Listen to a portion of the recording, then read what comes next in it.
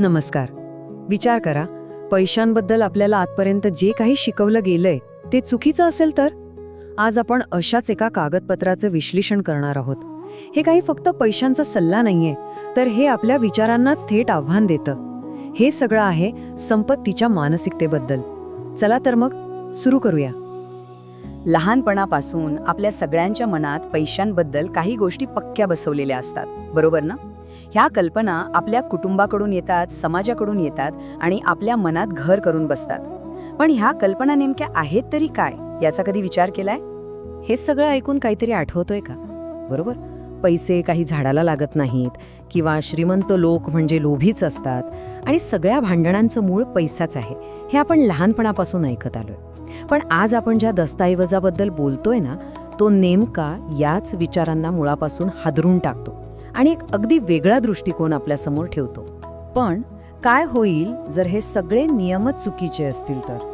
काय होईल जर संपत्ती मिळवणं हा बाहेरच्या जगातला संघर्ष नसून आपल्या आत, आपल्या मनात चालणारा एक खेळ असेल तर?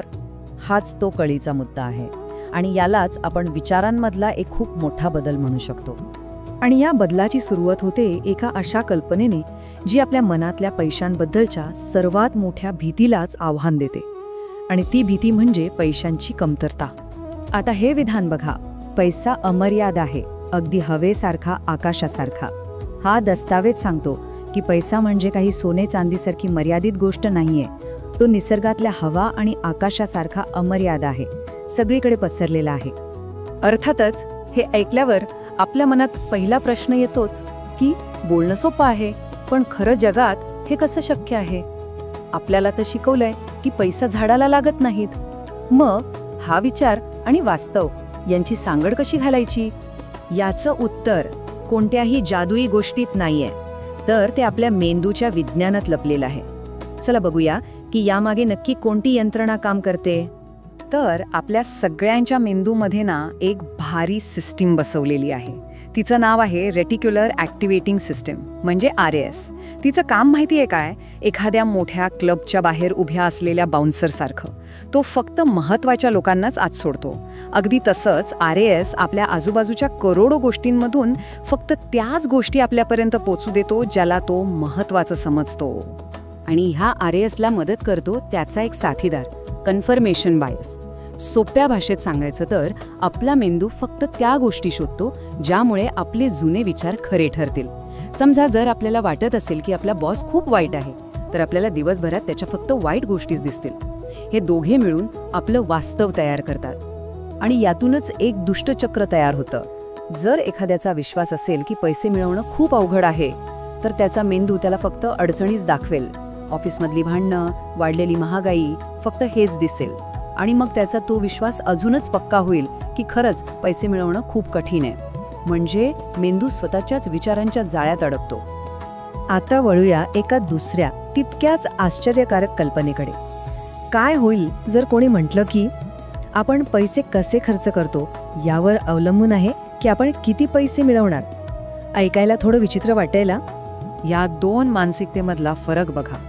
डावीकडे आहे टंचाईची मानसिकता, जिथे प्रत्येक बिल भरणं म्हणजे एक नुकसान वाटतं, खर्च करताना भीती वाटते आणि पैसे साठवून ठेवले तरच सुरक्षित वाटतं. आणि उजवीकडे आहे संपत्तीची मानसिकता. इथे बिल भरणं म्हणजे त्या सेवेबद्दल कृतज्ञता व्यक्त करणं आहे. खर्च करणं हे एका प्रवाहासारखं वाटतं. म्हणजे बिल भरताना अरे देवा पैसे गेले असं न म्हणता चांगली गोष्ट आहे की मी ही सेवा वापरू शकलो असा विचार करणं. या मागचा तर्क समजून घ्यायचा असेल तर करन्सी या शब्दाच्या मुळाशी जाऊया. हा शब्द आलाय करंट या शब्दावरून, ज्याचा अर्थ आहे प्रवाह. म्हणजे पैशाचं मूळ स्वरूप हे साठवून ठेवण्यात नाही, तर ते वाहत राहण्यात आहे, एका ऊर्जेच्या प्रवाहासारखं. जेव्हा आपण भीतीपोटी पैसे खर्च करतो तेव्हा आपण नकळतपणे त्या प्रवाहावर एक धरण बांधतो. भीतीमुळे आपल्या शरीरात कॉर्टिसॉल नावाचं एक संप्रेरक तयार होतं, जे आपल्या मेंदूला सर्व्हायव्हल मोडमध्ये घेऊन जातं. आणि अशा स्थितीत मेंदूला नवीन संधी दिसतच नाहीत. या उलट जेव्हा आपण कृतज्ञ असतो तेव्हा आपला मेंदू शांत असतो आणि नवीन संधी स्वीकारायला तयार असतो. आणि आता आपण पोहोचलो आहोत या विश्लेषणातल्या सर्वात मोठ्या आणि महत्त्वाच्या वैचारिक बदलाकडे. तो बदल म्हणजे आनंद आणि संपत्ती यांचा संबंध आपण जसा समजतो त्याच्या अगदी उलटा आहे. साधारणपणे लोक आयुष्यभर पैशाच्या मागे धावतात, कारण त्यांना वाटतं की पैसे आले की आनंद मिळेल. पण हा दस्तावेज सांगतो की हे समीकरणच उलटं आहे. आधी आनंद, मग पैसा. श्रीमंत होण्यासाठी आधी आनंदी असणं ही पहिली अट आहे. पण हे कसं काय शक्य आहे? यासाठी आपल्या मेंदूची एक जबरदस्त ताकद समजून घेऊया. चला, एक छोटासा पण खूप प्रभावी मानसिक प्रयोग करून बघू. चला, एक क्षण फक्त डोळे बंद करा आणि कल्पना करा की तुमच्या हातात एक पिवळं, रसरशीत, आंबट लिंबू आहे. आता तुम्ही ते सुरीने कापताय आणि त्याची एक फोड उचलून थेट जिभेवर ठेवलीये. काय झालं? तोंडाला पाणी सुटलं ना? मला खात्री आहे बऱ्याच जणांच्या तोंडाला नक्कीच पाणी सुटलं असेल. आता गंमत बघा, तिथे खरं तर लिंबू नव्हतंच, पण तरीही आपल्या शरीराने अशी प्रतिक्रिया दिली जणू काही ते खरं खरं होतं. यालाच म्हणतात न्यूरोप्लास्टिसिटी. याचा अर्थ आपला मेंदू एखादी तीव्र कल्पना आणि खरं वास्तव यातला फरक ओळखूच शकत नाही. आणि हेच तत्व पैशांनाही लागू होतं. जेव्हा आपण फक्त मी श्रीमंत आहे असं म्हणत नाही, तर ती भावना आतून खरोखर अनुभवतो, तेव्हा आपल्या मेंदूत अगदी लिंबाच्या प्रयोगासारखेच रासायनिक बदल होतात. असं करून आपण आपल्या मेंदूला नव्या संधी शोधण्यासाठी आणि श्रीमंती ओळखण्यासाठी पुन्हा प्रशिक्षित करत असतो. तर या संपूर्ण प्रवासात आपण पैशांच्या बाह्य नियमांपासून सुरू करून थेट आपल्या मानसिकतेच्या आतल्या जगात पोचलो. या सगळ्याचा शेवटचा अर्थ काय? या संपूर्ण विश्लेषणाचा सर्वात महत्त्वाचा निष्कर्ष हा आहे की जगातलं खरं चलन कागदी नोटा किंवा सोनं नाही, तर ते आहेत आपले विचार. आपण आपलं लक्ष कुठे केंद्रित करतो आणि आपला हेतू काय आहे हेच आपलं वास्तव घडवतं. आणि शेवटी हे सगळं आपल्याला एका खूप खोल प्रश्नाजवळ आणून सोडतं.